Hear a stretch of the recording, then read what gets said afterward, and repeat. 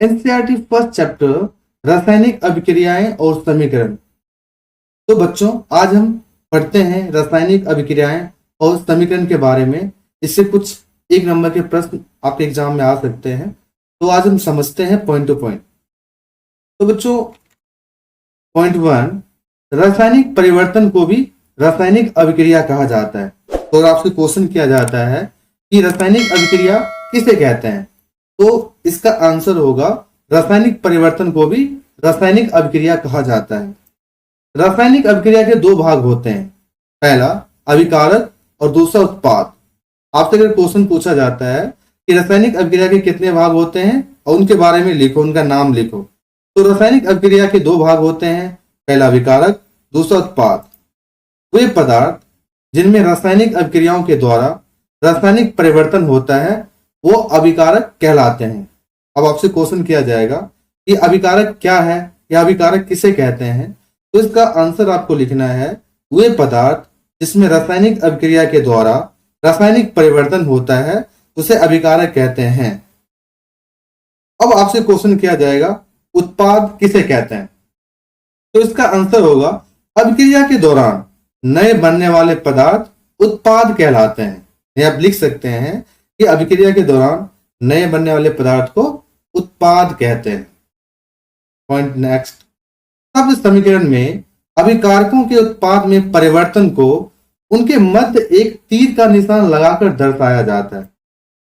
तीर का सिरा उत्पाद की ओर इंगित करता है और अभिक्रिया होने की दिशा को दर्शाता है। तो इसे आप ध्यान से सुनिए, आपको समझ में आ जाएगा कि तीर का निशान क्यों लगाया जाता है।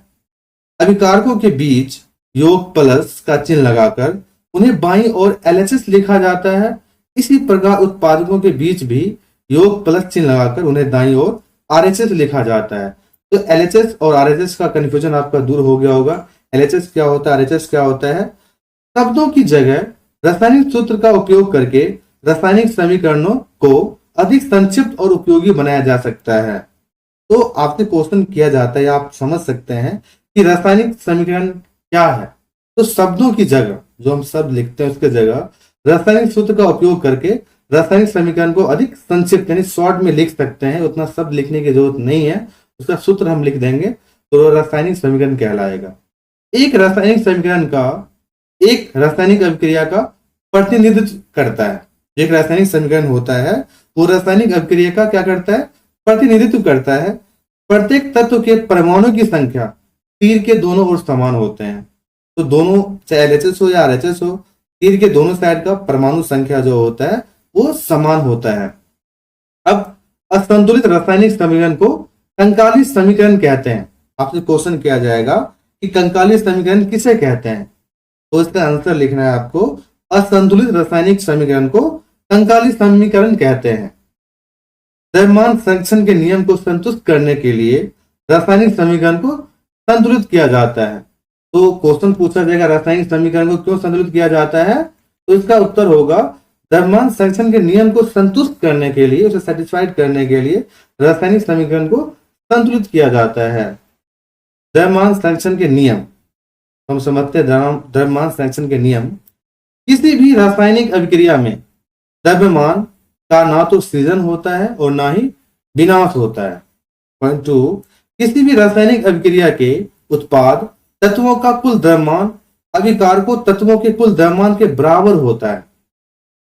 रासायनिक अभिक्रिया के बाद और रासायनिक अभिक्रिया के पहले प्रत्येक तत्व के परमाणु की संख्या समान रहती है। तो आपको ये समझना है कि परमाणु संख्या समान रहती है और समान रहती है। तो रासायनिक अभिक्रिया के पहले या उसके बाद जिसकी परमाणु संख्या होता है वो हमेशा समान रहता है। कंकाली समीकरण को हिट एंड ट्रायल मेथड और इंस्पेक्टिंग मेथड के उपयोग से संतुलित किया जा सकता है। तो अगर आपसे क्वेश्चन किया जाए कि कंकाली समीकरण को संतुष्ट कैसे किया जा सकता है, तो इसका आंसर होगा हिट एंड ट्रायल मेथड और इंस्पेक्टिंग मेथड के उपयोग से संतुलित किया जाता है कंकाली समीकरण को। अब रासायनिक अभिक्रिया के कितने प्रकार होते हैं, तो संयोजन अभिक्रिया, वियोजन अभिक्रिया, विस्थापन अभिक्रिया, द्विविस्थापन अभिक्रिया, उपचयन और अपचयन, ये सभी क्या है, रासायनिक अभिक्रिया के प्रकार है। संक्षारण और विकृत गंधिता उपचयन अभिक्रिया के प्रभाव के कारण होते हैं। एक संपूर्ण रासायनिक अभिक्रिया अभिकारक उत्पाद और उनके भौतिक दशाओं को संकेतों में दर्शाता है। समझ रहे हैं? एंड नेक्स्ट पॉइंट, संयोजन अभिक्रिया में दो या दो से अधिक पदार्थ मिलकर एक एकल नया उत्पाद बनाते हैं। संयोजन अभिक्रिया में क्या होता है? दो या दो से अधिक पदार्थ मिलकर एक एकल नया उत्पाद बनाते हैं। तो अगर आपसे क्वेश्चन किया जाएगा संयोजन अभिक्रिया क्या है या किसे कहते हैं, कि जिस अभिक्रिया में दो या दो से अधिक पदार्थों को मिलकर एक एकल नया उत्पाद बनता है, उसे हम संयोजन अभिक्रिया कहते हैं। तो ये क्वेश्चन का आंसर आप लिख सकते हैं कि संयोजन अभिक्रिया किसे कहते हैं। जिस अभिक्रिया में ऊर्जा का अवशोषण होता है वह ऊष्माशोषी अभिक्रिया कहलाती है। अगर आपसे क्वेश्चन किया जाए कि ऊष्माशोषी अभिक्रिया किसे कहते हैं, तो जिस अभिक्रिया में ऊर्जा का अवशोषण होता है उसे हम क्या कहते हैं? ऊष्माशोषी अभिक्रिया कहते हैं। अवक्षेपण अभिक्रियाएं अघुलनशील लवणों का उत्पादन करती है।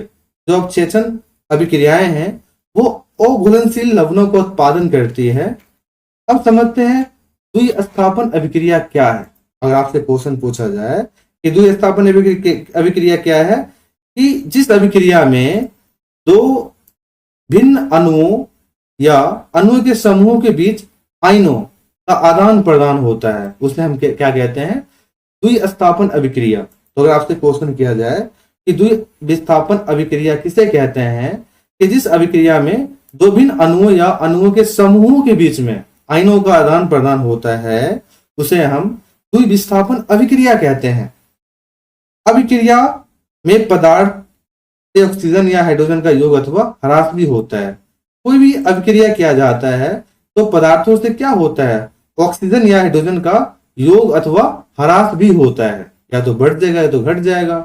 ऑक्सीजन का योग अथवा हाइड्रोजन का ह्रास ऑक्सीकरण का अपचयन कहलाता है। ठीक है फ्रेंड, ऑक्सीजन का ह्रास अथवा हाइड्रोजन का योग अपचयन कहलाता है। तो अपचयन किसे कहते हैं अगर आपसे क्वेश्चन किया जाए, तो ऑक्सीजन का ह्रास अथवा हाइड्रोजन का योग अपचयन कहलाता है।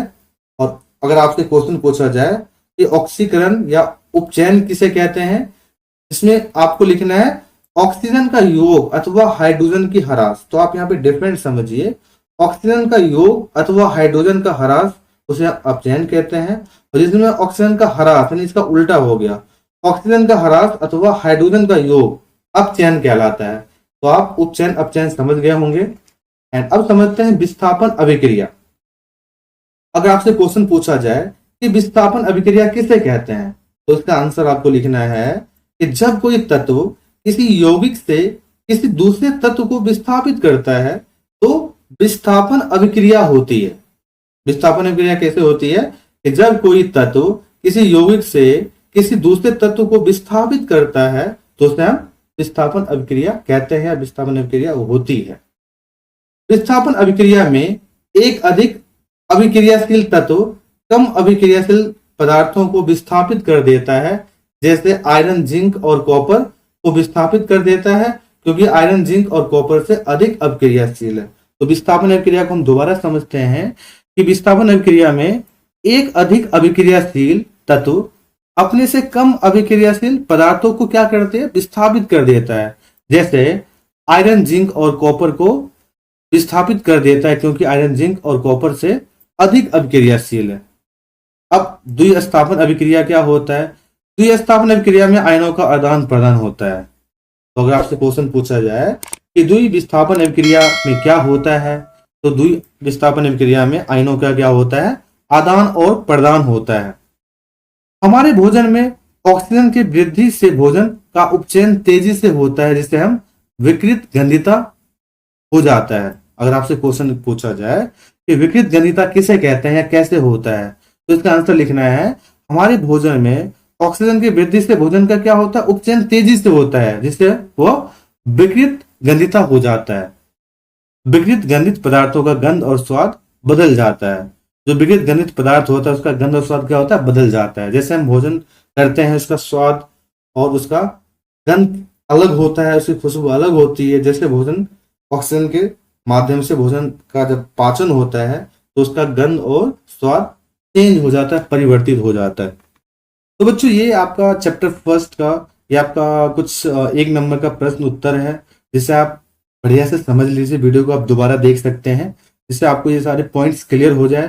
फिर हम नेक्स्ट वीडियो में आपको बताएंगे जो पार्ट का क्वेश्चन एंड आंसर है उसे हम करेंगे। ठीक है बच्चों।